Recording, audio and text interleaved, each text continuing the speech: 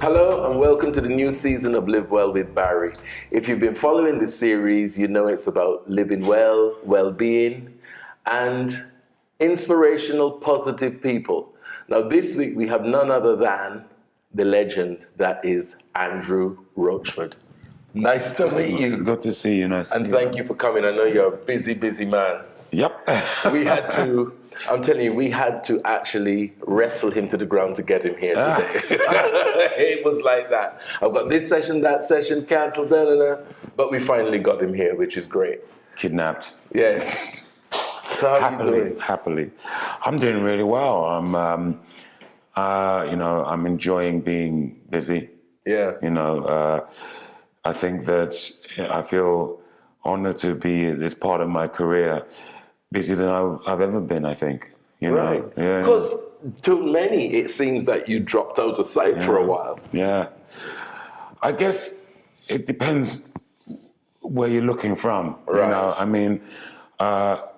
I have been doing a lot of work, a lot of gigging, when I see people on the street and they go, are you still making music? Yeah. It's kind of a weird question to me, but then I understand that if you're not on the TV and you're not mainstream in that way, then people tend to think that you stopped. But I've never stopped. I'm a musician. I'm a touring musician. Stopping is not kind of an option. An option. It's not an option. So but I have been putting more time in Europe, possibly touring, than I have in the UK. But the UK gigs, the numbers are going up now. So you're going to see a lot of me in the UK. So when you're touring as Roachford, which is the band, right? Or as Andrew Roachford, the solo artist? Yeah, I think when I started out, I was, when I signed to Sony, I wanted a band around me. Right. I signed to Sony as a solo artist, but there were guys that I actually knew from college, friends from other bands that I was working with, and I felt like, well, we can make this work together. Right. And so Roachford was the umbrella name of the band. All of your projects. All of us, all the projects. And since, we would stay together for about 7-8 years or something like that. And then everyone did their own separate projects. Right. And the record label were saying to me, well, we think you should emphasize that you have a name, Andrew, and it's Roachford, Andrew Roachford. A lot of people didn't understand that, Yeah. And because initially it came out as Roachford, and you were the face of Roachford. So exactly. That's all everyone ever called you. Of course, it makes sense. I kind of liken it to like Bon Jovi. Right. Because actually there's a John Bon Jovi in the band, but the band was called Bon Jovi. Yeah. It happens like, especially in my scenario where I was signed originally as the band, as a solo artist. As a solo artist, yes. Okay. And then I got the band in. All right. And the record company weren't even sure about that because they just signed me. But being a working musician, my managers at the time felt it would be good to, because I've been working with the same guys, cut them in some way and let them have some input and make it more of that kind of vibe rather than just session guys around. So then Roachford became, I guess, a band. Right. And which was great, working with those guys, I learned a lot. Working with your friends, I'm working with touring my friends. with your friends, there's nothing better. There was never a dull moment. Yeah. It definitely didn't feel like, working with session guys. Yeah. They were all part of it, and they were part of the sound, and so that was a great period. There was a time, me as an artist, everyone's growing and they were growing as artists, that I felt like I needed to do something, as an individual. Yeah, and to see other people, because the thing about a band is like becomes like a marriage, and I didn't work with anyone else at that time.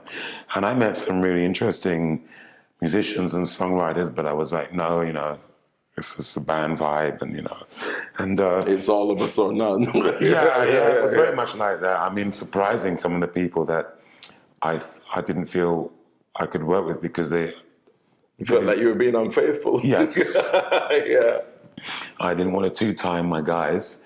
And then when we finally started doing our own projects, the bass player, Derrick Taylor, ended up working with Gabrielle, and my guitarist, Hawi Gondwe, ended up working for Amy Winehouse.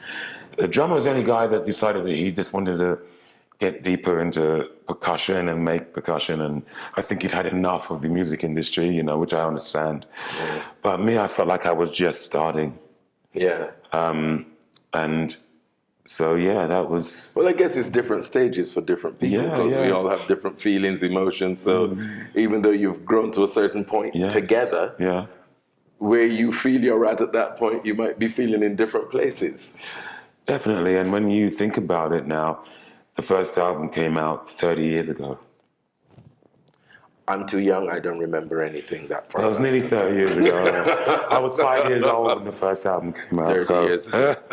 It is. It's 30 years. And things change. I mean, oh my God, if it was the same now than then, I can't see how I would have grown in any way, you know. Well, as you were saying before, you know, it's a question of growth and reinvention. Totally making yourself constantly relevant and evolving and reinventing. That's and right. Evolving and reinventing. That's right. And kind of, if you just work with the same people, there's no real scope for growth as such, because you kind of influences come from all over, don't they? Of course, and I think the same goes for the rest of the guys in the band. I think they'd all got to that point where, you know, I mean, there was no, everyone thinks when the band is not working together that there's some major sort of big fight, but it wasn't really like that. It was just time to move on in my, you know, and we had good times. And then I was like, well, okay, I'm Andrew Roachford. So that's kind of how I started. When I signed, Andrew Roachford, and then the guy I was working with, the guy called Femi, co-produced some of our stuff, said, why don't you just drop the Andrew? And I was just like, okay. I mean, to me, it was just my name. But people said it sounded really good. I mean, it's my family, as you know, are from Barbados. Okay. And it's one of the places where that name, you can find lots of other people with that name. Yeah. Whereas in England and in Europe, it's, you know, there's lots of Roachfords. Most people, when I book in a hotel or Mr. Roachford, I'm like, there's actually an A, you know, after Roach. The O. I'm like a roach, like cockroach. And Ford as in car, So to me, you know, in England, people found it quite unusual just because of that A. And it then sticks in their mind, yes, doesn't it? Yes, it sticks in their mind. I think it did. Yeah. So tell me, where did it start for you? Where did you grow up? Well, I grew up, I'm born and bred a Londoner. Right. And for most of my childhood, I mean, at the age of, I think, 8, because I started off in Tottenham. Okay. And I went, I went to not primary school, but like, you know, it was like a school for a while, right on White Hart Lane by the sort of football ground. Okay. So I think by default, I became a Tottenham supporter, even though I wasn't even that big into football, but it's just because of location. And then I moved south of the river. Oh, so that was up until the age of 8 you were 8-ish, And then, then we moved to like around, first of all, like Borough High Street. Right. And then for a while, then we moved to Kennington.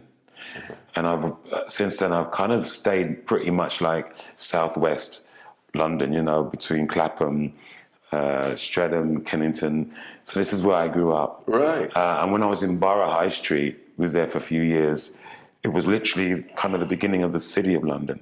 Yeah. And I remember me and my brother used to cycle around, and you know, you kind of take these things for granted that you are literally living in the city, which is kind of rare. When you meet your friends from America and they kind of go, you grew up around here. I'm like, this is what we used to cycle on. This is my stomping ground, you know. My mum used to work in the post office, and the headquarters was in St. Paul's Cathedral next door to it. And so I used to go there a lot as well. And so, properly London-based. London-based. Mm-hmm. So you're still in the South London area, you said? I love it. Fantastic. And some of musician friends I know, like, you know, Omar and people like that, and they live around the same area. They've grown up for a while in the same area, and there seems to be at a point there was a scene, like North London had a bit more of a, like an acid jazz scene when I was coming out, and South London was a little bit more soul scene, you know. Definitely. You know, and so I think I was supposed to be here. Yeah. Well, being a South Londoner myself, I know what you mean about the soul scene and such. It's, definitely. Yeah, I remember. Like, when I used to go out to clubs, you'd be hearing the difference in the areas, literally. You know? Oh, yeah, definitely. It's a weird thing that separated by a river, but not that much distance, but it does seem to have a difference. Yeah. And I went once to the Globe Theatre, which is like the Shakespeare Theatre by the river, by the South Bank. Right, South Bank. And I was taking a tour there, and they said that back in the day, there was the South Bank, you know, on the other side. And on one side, it was illegal to play music live. Shakespeare couldn't do his plays on the North Bank, I think it was, but on the South side was where it all happened. So you had the playwrights, you know, the actors, the prostitution, the musicians, because it was a lot freer. Yeah. I don't know if that's something to do with the energy, but something's going on, definitely. Yeah. So you moved down here when you were about 8. Yeah. And how was your school life? School life, my God, where do I start? School life. At the beginning. Yeah. The first school I went to was called Joseph Lancaster, which was off the Old Kent Road, which was proper London, proper South London. Indeed. You know, and I actually liked school, you know, at that point when I was younger. But I was never really 100% present in mind. I think my mind was always in music. It was always at a young age. Well, I mean, basically, the story with music and me is that the Roachford family is generations deep in music. I was not the first. Oh, right. My grandmother taught my uncles to play piano, and her father. So you know, it's generations deep in music. I mean, if you go to Barbados with the elder people, they'll go Roachford musicians and teachers. That was the two things. All right. You know, we were known for that. So, but. Yeah, so I basically had music. My father was a drummer. They would be rehearsing in the living room. My mum's brothers, bands, jazz and soul and the whole thing. And by the time I was 4 years old, I wanted a piece of the action. Already? So I started plonking on the piano at ridiculous hours in the morning. And it was so bad that my mum said, we got to get him some lessons. And that's where it all started. I started to learn the piano. At what age? Well, literally around that 4 or 5 years old. Wow. And I had tutors over the year. I was really fortunate, considering that I do come from a working class background. Right. But my mum, you know, you prioritize what you prioritize, you know. Some of your mates might be going to school in some nice leather shoes and you've got plastic ones on, but you've got the private tutor. And, that's right. You're really relaying my life. You know? So it's like that for you. Yeah. You know, I started playing at the age of 5 as well. Wow. Up to the age of 18. Gee, yeah. You know, to the point where it was, well, are you going to be a professional? And it's like, well, no, you know, I've been doing piano lessons every Saturday morning now. It's enough. Yeah. I've been doing that for 13 years. I want to go out and do stuff with my friends like normal people, you know? Yeah, I understand. So it's a lifestyle choice, isn't it? You know? So you were in music from then. And what were your first jobs? Well, it's funny that I've been blessed that I've never had another job. Wow. The only other person I've heard say that is Junior Giscombe, who said from day one, which you'll see in the other interviews we've done already, that it was always music for him. He never had any other job. No. I mean, I must have spent a couple of months on the dole, but the only reason why I was on the dole was because I ended up working in my uncle's band, but I couldn't sort of declare it because I was working in clubs and in some funny strip joints in Soho. Okay. And I was still up from 14 years old through to like in my teens, you know, later teens. So I couldn't really, it was cash in hand jobs. Yeah. Do you know what I mean? So as far as I knew, I wasn't working, I was a layabout. But I never was a layabout. I've been working with my uncle's band, playing piano with all the older Caribbean guys that were seasoned musicians, and it was scary. But my uncle always said, if you play with people who are better than you, you'll get better. You know, you'll have to go up. Well, that's absolute wisdom right there. Oh, yeah, if you hang with people that are better than you, it encourages you and inspires you to do better. Exactly. And so I think that was a great grounding for me musically, because I was still at school. Well, you know, I left school at 16. Right. Where was your last school? My secondary school was in Peckham. It was called Thomas Carlton. That's right. I remember. Yeah, and that was the one I said. I remember Christopher Eubank. Pushing, because we used to have at dinner time, you'd have a queue for dinner to go in, and he was always a kid that tried to push into the front, and I'd always look at him and I'd go, why do people allow him to get away with that? And they go, because he's got bigger brother, and the brother was quite feared in the school. And I was like, okay, I get it now. Oh, so he went to Thomas Carlton? Yeah, he went to Thomas Carlton. Yeah, he was in Thomas Carlton for a while. Is he your year or older? Well, there's a year difference between us, I think. So I knew all of his mates from back then, and also, you know, the next thing I knew, years later, him becoming a professional boxer was kind of like, just as well you back. Wait, he was in my dinner queue. Yeah, that was. But the good thing about my school was it was predominantly, there's a lot of black kids at my school, you know, but the teachers generally seemed that they had a mission to, like a bee in their bonnet, to make us do well. Wow.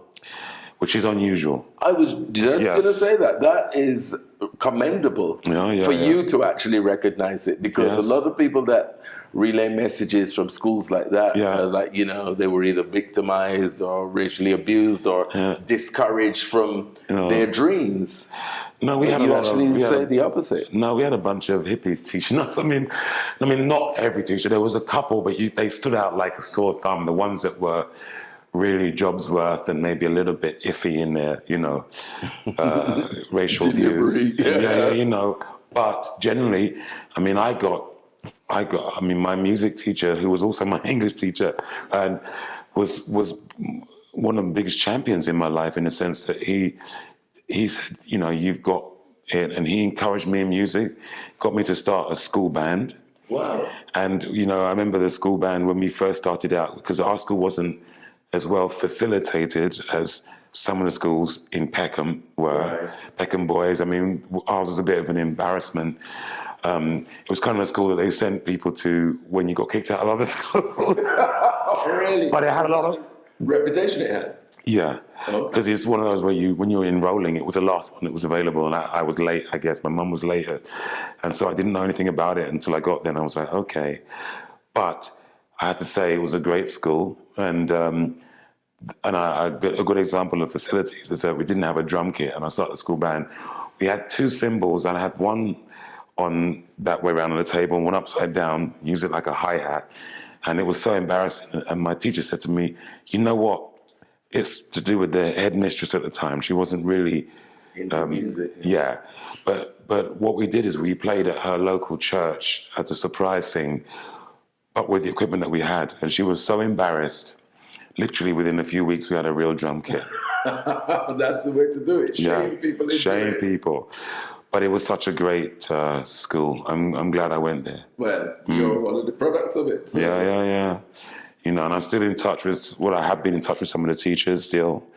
You know, they've become friends. And well, that must be quite rewarding for them to see, you know, their efforts that they put into you, and you've actually made it something. Yeah. Except my maths teacher, because she was just like the one that kept telling my mum, get him to stop playing music, you know, get him to stop playing music and concentrate on the real subjects he's supposed to be doing. My mum said no.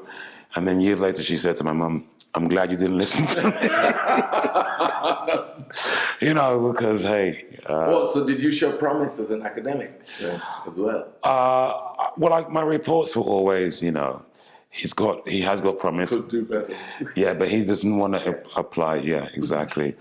And there were subjects that that I think I was good at, that seemed natural to me. I loved English. I found it fascinating. I loved the sciences, physics, and, you know, chemistry and all that. So it was interesting in that way. But then for some reason, maths, and that was a teacher that was telling my mum to stop music. Maths for me, just... But at least she was big enough to come back years later and say, she was thank big God enough. you didn't listen to me. Yeah, I was very impressed at that she said that. And it was heartfelt. And now, the teacher that encouraged you in music, are you still in touch with him? Yes, I emailed, Mr. Griffin was my music teacher. Right. And I spoke to him recently. And, you know, I probably haven't given him enough props because when now's the opportunity. Well, no, Mr. Griffin was the dude. And if you ask anyone who from my age that went to that school, he was really, he was a champion for, because he also taught English, and it was very mix and match with the teachers, and encouraged us to learn about the history, not just British history, but the Caribbean history. So we had that to thank him for as well, you know, right. Because he recognized that a lot of the kids from that school were Caribbean, you know. And were learning very little about themselves apart from sugar and slavery. Exactly. When I was a kid, most people didn't even know where Barbados was. They were like, what's that?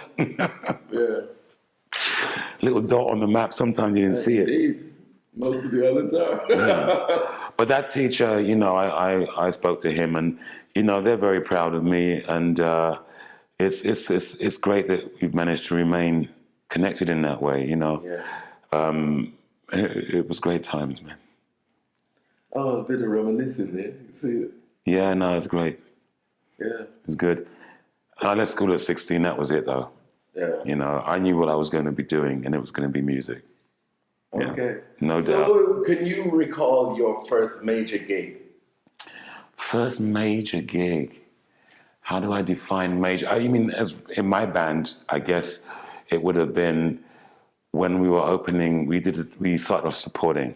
Right. And the first thing was we were touring with a band called the Christians, who were huge at the time. Were you signed already? I was just getting signed. Yeah, I was signed. Okay. And after we toured with the Christians, which was great, and that was amazing, getting on a big stage, and, you know, just the idea of that many people coming to see a band, you know, because before that I was playing in colleges and clubs and stuff, which was great. But this was a whole new thing, you know, the big stage, as they call it. And then after that, we straight went to gig with a label mate, which is a guy called Terence Trent D'Arby, who was the man, you know. And that was to this day, it was one of the best double bill, because he basically said, you're too good to be a support. I've got you billed so it was like a double bill thing. And that was... It was scary, but you know what? I learned a lot because he was American. And Americans at the time, they had much more of a professional approach to what they do. When they're looking at it, it's like a job.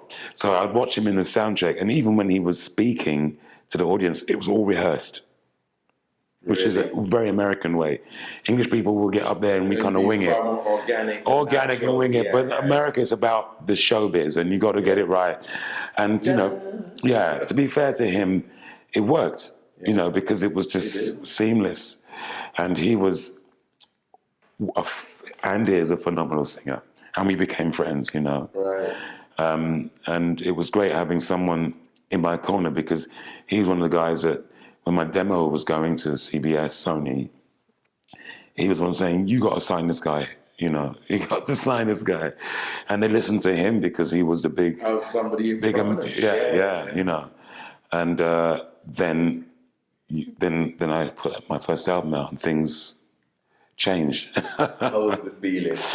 It was great. Well, I guess the feeling starts from being signed, doesn't it? Because that's what we're aiming for in those days. Yes. The industry's kind of changed now, hasn't it? It's not, just a little. Not quite the same, You know, but the whole thing then was about getting that signing and... Yeah, but you know what?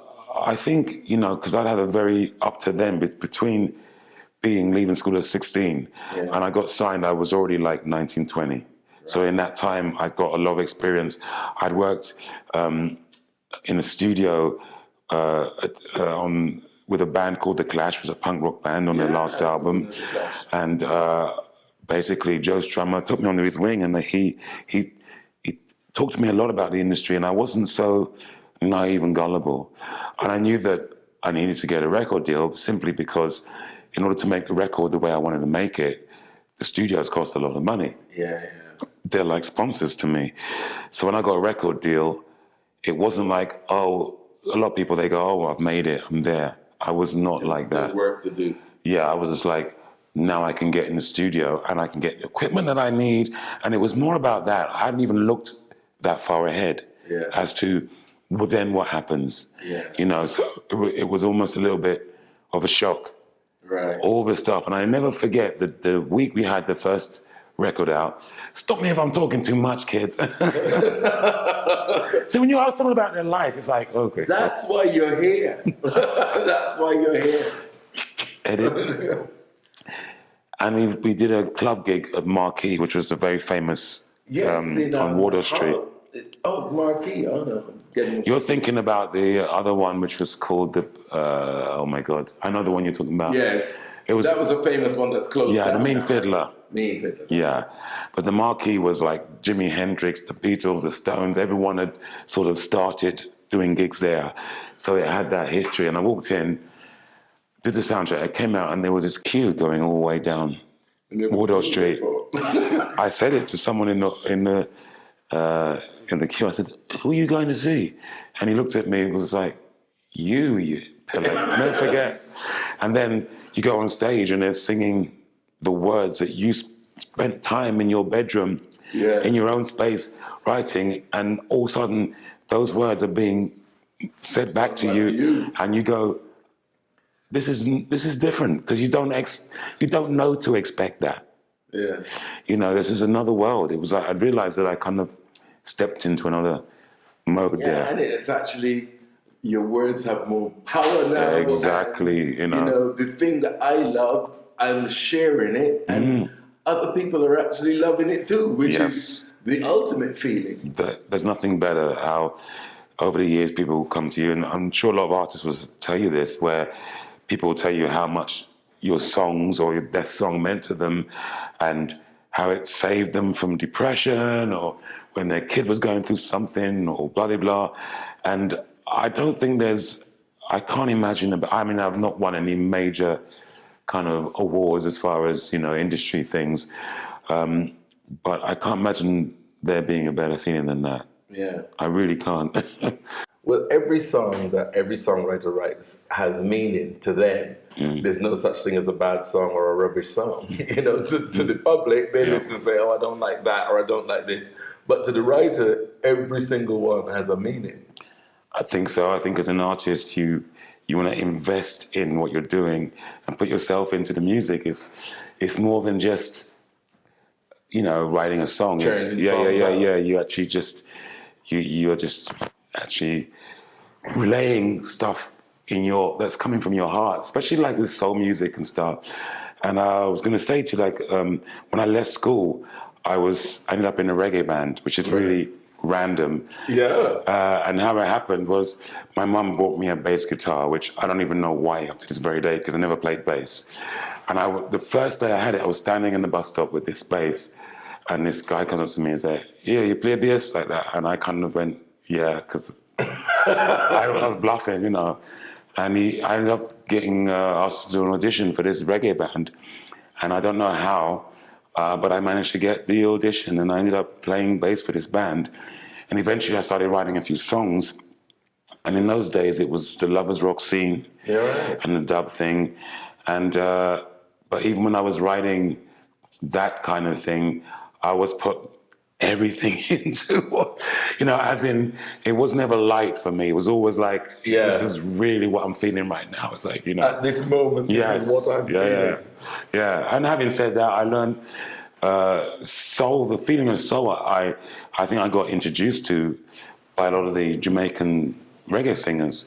People like Ken Booth, Dennis Brown, and all these great singers that made me realize Gregory Isaacs and Gregory, and then you find out that they listen to all the American singers, you know, and then you get to the root, because that's what I'm about, is finding the root of what it is that I'm doing, you know. And that's what I actually love, because I do a radio show on radio station, and a lot of the tunes that people know, I like to go and play what we say in the oldest version excursion. Yeah. So they don't actually know that there were two versions before that. Yes. One yes. which was the original. Yeah. They just listen to the one now. Yeah, you know, so as you say, it's quite interesting to find the roots. Yes, exactly. Of the music and the Oh yeah, if you want to learn as an artist and have a overview and an understanding, I can never understand from like a lot of today's generation. They don't want to look back more than a generation, if that. So if they're into R&B, for example, they won't go further back than R. Kelly. That's even going too way back. Whereas me, you know, I used to listen to music from the 50s, the 40s. I wanted, and then eventually, like, okay, the African music that this is where it started, just to find out how it came about being. How it evolved. Yes. Into being what it is now. That's it. Yeah. And I think when you're an artist, you're supposed to be, it's about being open. It's different if you're not, because when I went to school, most of my black friends were like into like reggae music, and some were into soul. And you had either you were into reggae or you were into soul. You couldn't be into both. You know, couldn't be into both, and you couldn't be into anything else either. Anything else. You know, so I was a freak of nature, because, you know, I remember going up to one of my mates, what are you listening to? I'm listening to some Latin music. And they look at me like, what? I'll never forget, he said to me, you like that white man music, don't you? And I was thinking, Latin? Well, it shows their limitations, not yours. So, exactly. You know. And even at that time, my mates weren't listening to Bob Marley. They listened to Dennis Brown, but they wouldn't listen to Bob Marley because it was obviously too commercial. Too produced and everything. And I just thought, really, is that the way to be? And I'm happy to say today that I've met a lot of my heroes from back then. I was lucky enough to meet Dennis Brown and have a conversation with him. He knew who I was, which was weird. And because if you'd have told me that when I was at school, I'd have been like, no way. And Dennis Brown, it was just like, they don't have those narrow prejudices about music. If it moves them, it moves them. Yeah. And that is something that was more like, later on, we got this thing about holding on to like only listening to this, because this is our culture, and anything out of it isn't, you know. And it became more of a political thing, you know.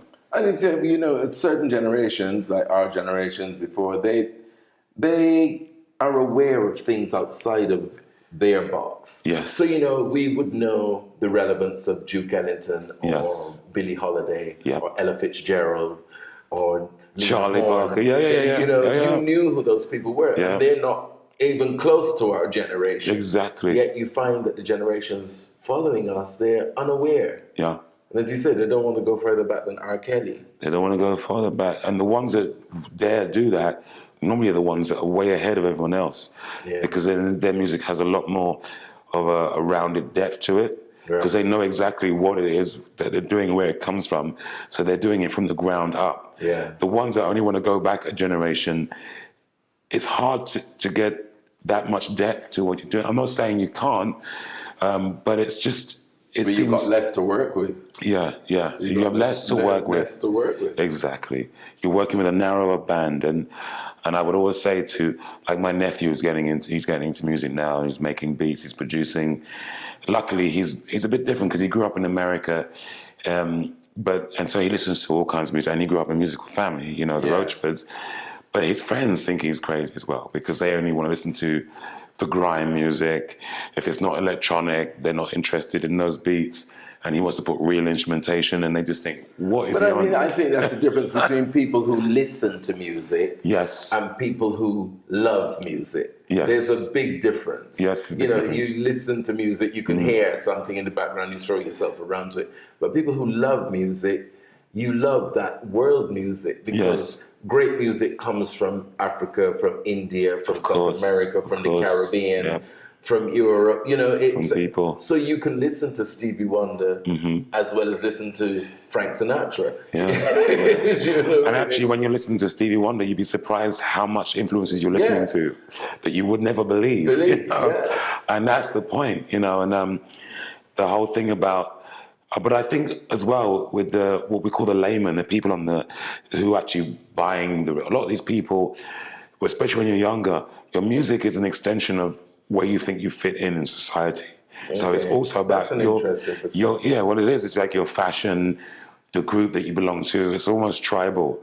So the reason why you wouldn't listen outside of that is because you're defining yourself by this music. Yeah. And it's not really just about music. It's about where you sit in society. And I love that idea because exactly what you say, it defines how we absolutely weren't. Yes. We fit into anything. Because I can remember going to the soul clubs dressed in my small collar shirt and my skin tight jeans and my jazz slippers, come home at 1 o'clock, put on a silk suit, Gabici, Crocs, and go to a track of blues. So, you know, two opposite ends of the spectrum, but still an appreciation and love of music. And in time, you look back and you realize how fickle that is in a sense, because if you speak to most people of our age and who grew up in that era, now you say to them, do you listen to soul and reggae? And they kind of look at you like you're crazy. And back then I was fusing music, and I think that's how I came about doing the music that I do today. Yeah. Is that I was always trying to, listen, reggae music is there, soul music, and there's people out there that do it so well. I'm trying to find my own thing always, you know. Right. And whatever comes out, that's me. That's what I'm running. It's what you create, and it's what you feel. Exactly. So, what was your first single? My first single was a song called Family Man, and it was on my first album, Family Man, and it was kind of a bluesy, rocky type thing. Right. It was the blues because of the vocal, and it came from the blues. But obviously, when you crank up the guitar, you make that leap, you know, which is really shocking to me. Like, okay, the guitar's just a little bit louder, and with that, you've just changed your whole audience, you know? Yeah, that's true. Yeah. Bit of distortion. Oh, no. And later on, I came to find out that it was a bigger issue in America. When I went to America, then I realized I was getting into politics by just cranking the guitar up. There was a big issue. I was told by the record company that in no uncertain terms that if you don't take that guitar out of your music, because we love you as an artist, but we don't want this guitar in the music, you know. Even though they'd signed Living Colour and loads of other black bands that were doing from the Black Rock Coalition thing, you know. Fishbone, 24/7 Spies. I mean, I used to hang out with these guys, and even Terence Trent D'Arby, to an extent, was part of that movement. Lenny Kravitz later on. Right. But there was a whole thing where it was challenging society and stereotypes, and they didn't want that. Right. If you're a black artist, you have to make music for the club. It has to be for the club. It has to be putting their limitations on you, to dance your to creativity. And not for the live stage, and you know, there was not a lot of bands around who were black bands that especially from England, it was just like, who? And you do these gigs like festivals, and you just be the only black band in the festival, because the black artists were mainly for club. Yeah. It was always a club. And there was a kind of a rock feel to what you do. Yes, I mean, Family Man, the first single, was definitely very rocky. Yeah. And what was the next single, the big one? Cuddly Toy. Right. Which came about, which is weird how that came about, because when I did the first single and we had the album finished, Cuddly Toy wasn't even written. And that was a song that became, in the UK at least, my biggest song to date. Right. And I just basically... Because it really puts me in mind of the Womack and Womack. Oh, yeah, I love Womack. Yeah. So what was your biggest single? The one that everyone knew? Yeah, it was Cuddly Toy. It was the one that people in the UK knew. Right. I had bigger singles outside of the UK, but in the UK. And that was written last minute. My album was already literally in the shops. And then I'd written this song, which was kind of, I just needed an up-tempo track to put in the set for the live gig. And I started listening to James Brown at that point, and I thought, yeah, something that we can jam on. And then we went in the studio with a producer, Mike Brower, and then recorded it in a couple of days.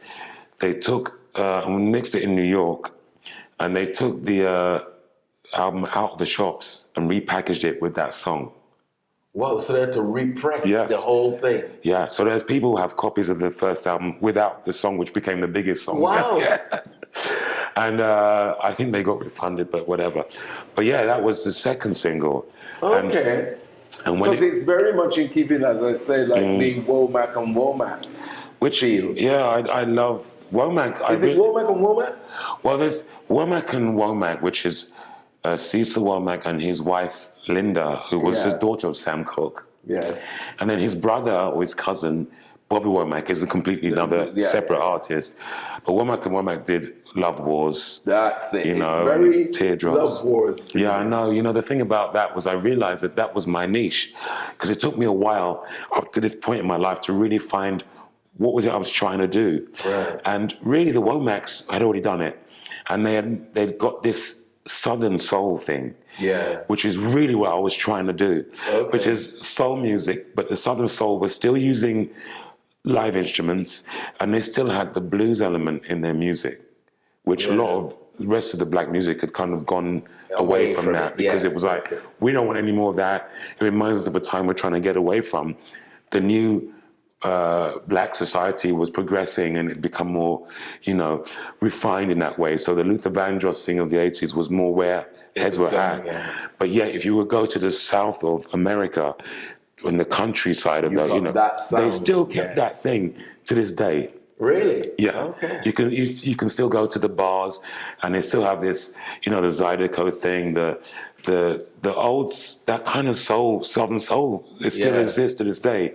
And to me, it's still, you know, it's goosebumps for me when I hear that music. Really? And it's still what I'm trying to do. I love doing it. Well, I feel like I'm finally, I've come a long way around, but I'm finally realizing in a place musically where I want to be, that really says, this is what I've been trying to get at through my various experimentation. What was the feeling when you made that first big signal that just went massive, as in Cuddly Toy? Cuddly Toy went eventually. I mean, it was back in the day when you could spend time going up in the charts. But when it took off big time. Yeah. And, you know, all of a sudden I was doing my band, we were doing Top of the Pops and all these big TV things.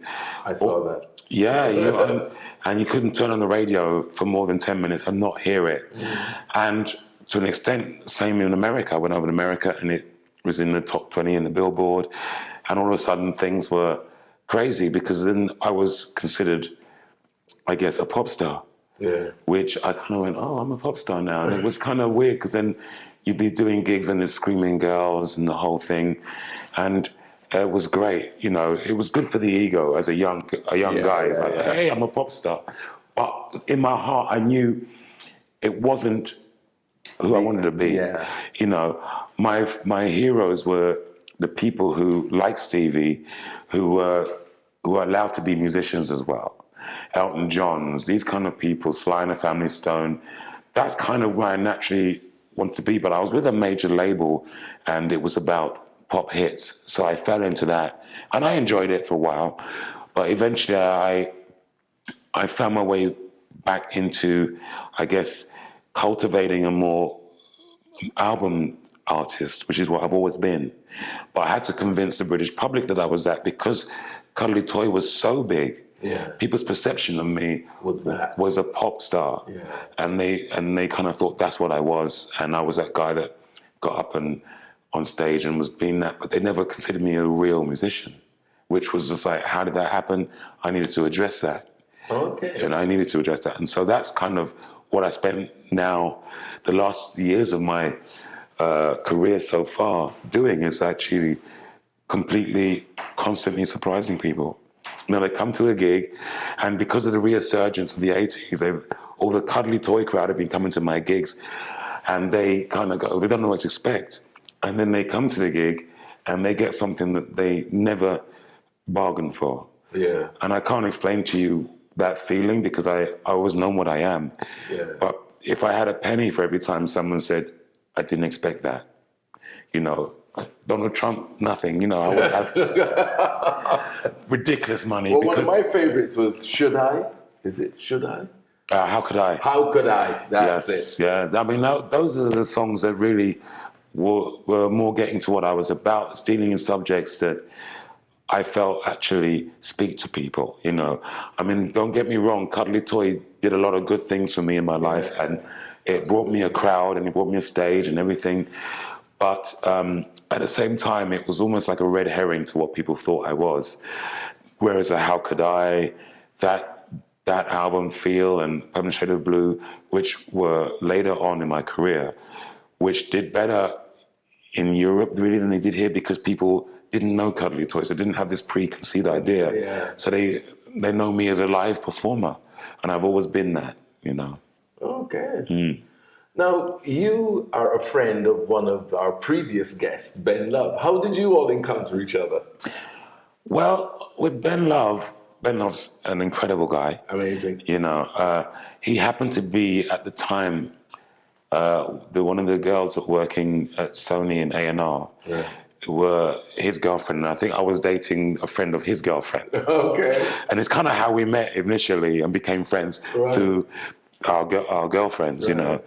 And so he used to go up to Sony offices all the time to see his girlfriend, and I was always there because it was my label. And back in the days where you could just hang out at record companies and get free CDs, and you go out with a bag full of goodies, you know. Those were the days. And there was so much money in the record business. Children, I feel sorry for you guys now, because it's just a lot different, and it's different. Some ways it's good, but nowadays there's not that much money in music, and so it is harder. A lot of the young musicians I know have day jobs, or they are working in function bands where they play weddings, and they're quite happy to, because they don't know anything else. Whereas back when I was younger in the band, that would have been like, I'm not the wedding singer, no. And bar mitzvahs, it was like, nah. But you do what you got to do to survive as a career in music. But I wouldn't like to be starting now on that level. Yes, because you see, there isn't as much money in it as there used to be. No and way. It's really, as they say, you know, enjoy every moment as it comes, because it's never going to last forever. Nothing lasts forever, so enjoy it while it's there. Having said that, I think there was too much money in the music business at a point in the 80s, because it became about something else that it wasn't. Right. And there was a lot of squandering of stuff and money, and it was just a lot of waste, you know. People, I got to fly over to New York to have a meeting on a Tuesday, so I'm gonna go by Concord, and I'm gonna stay at the most expensive hotel and eat at the most, and it's on your expense account, and it was just a lot of that rubbish going on. That when you look at it, it was like millions were being spent that didn't need to be spent. People just squandering. Yeah, it was really actually quite shameful. It was. I say that. It was just like, you look back and you go, oh my God. Even, you know, with us, we were staying in studios, we were recording in studios that were like £2,000 for like a few hours in the day, for a day easily, without not including extras for hiring gear, for food. And then you realize that within a few months, you know, you've racked up a fair bill. Yeah. And sometimes you just, because you're not directly paying for it, the record company paying for it, you're kind of watching TV, you know, it might be the World Cup is on. Meanwhile, the clock's ticking. Now you wouldn't dream of you let switch off that TV. Record. Well, obviously you're an extremely busy man, as I said, and you had to wrestle you to the ground to get you here. Yeah. What does Andrew Roachford do to look after himself in amongst all the madness, hysteria, and craziness that is the musician's life? Yeah, that's a good question. I think with me, I'm a little bit of a contradiction, because, you know, I do like when I'm on the road, I do like to have a good time. I like to have a drink here and there. And so, you know, so like I've been touring with Mike and the Mechanics as well, and you've got like 14, 15 guys on the road. You get to the hotel, you're still wide awake because you're wired from the gigs. So there's a lot of drinking's going down. But at the same time, I've always been into being agile. That's my thing. I can't, you know, I love dancing. We used to play a lot of sports back in the day. Like we played basketball, five-a-side football, badminton, did a bit of squash, and I've kept up some of those things. Right, okay. You know, I still like racket sports, and Still being active and physical. I mean, if you come, you got to come to my shows. You know, when I finish, Well, I will now. Yeah. When I finish my show, I'm soaked because it's about energy. Yeah. And people who have kind of been listening to me from the beginning, who are now a lot older, they're looking at me like, how are you still doing that? Well, listen, I'm telling you, even when I played music, the 12-inch singles that I could start dancing 30 years ago or 40 years ago, from the beginning, the whole 8 minutes. Now I can't start before 8 minutes on. I can do the last 2 minutes. Yeah. No. Or start off slow and do the whole thing. But you know. Are you listening, ladies? That's what I'm saying. But I'd say, not for me, there's something about music as well that energizes. The right music. If I go to a club and they're playing music that I don't like, I'm tired within an hour. But if you put on the right music, you can go all night. All night, yeah. All night. And before I go on stage, I have at least an hour of James Brown. Okay. And that's fired up. That's my drug. That's my before gig drug. And you can ask anybody. I generally don't do a gig without that hour of. It's like a sermon of James Brown, and that's like that puts the adrenaline in my body. Because I don't know where it's coming from. So that's the stuff to get you pepped up. Yes. What do you do for the relaxation? This is a good question. I think, and there's also music that can bring me down. Right. You know, I love a good bit of chilled Stevie as well, and Donny Hathaway, that kind of stuff. Oh wow! But yes, I do meditate a bit, okay. And of recent, I've learned about being conscious of your breathing, because it's something that you just do automatically, but when you're aware of it, you can really become more in tune with your whole body and your heartbeat and what you know. And I'm generally quite a chilled guy. I think your temperament has a lot to do with it. Right. You know, if you're the kind of person that takes on stress too much, that's the worst. That's the biggest killer, because your body is just tense. Never at rest. It's never at rest. Your heart rate is, you know, whereas me, I would say I'm quite a chilled person, and I have quite a positive outlook. And I think that's more, of course you have to look after what you eat is important. I'm not a crazy junk. Well, when you're on tour and you haven't got a choice, but I like to balance between, okay, if I'm going to eat a bit of junk because I'm in the middle of nowhere and all the restaurants are closed, like, you know, but I make sure I eat well when I can. Yeah. And that's just balance. It's just about eating quality stuff, and that's one thing that I don't like to skimp when it comes to money. Well, as they say, food is either poison or is medicine. It's very true. So, you know. Yeah. Yeah. Well, thank you very much for your time. It's been an absolute pleasure. Yeah. And letting the people see the real man behind Andrew Roachford. Chapter 1. Chapter 1. I'm sure there'll be more. Oh, yeah. Thank you very much for watching, guys. And if there is anything in the show that resonates with you, please do let us know on the website, our Facebook, or Instagram. Let us know you're watching. Let us know what you think. Till next time, take care. See you soon. Yeah. Bless you, man. Thank you very much. It was great. See you.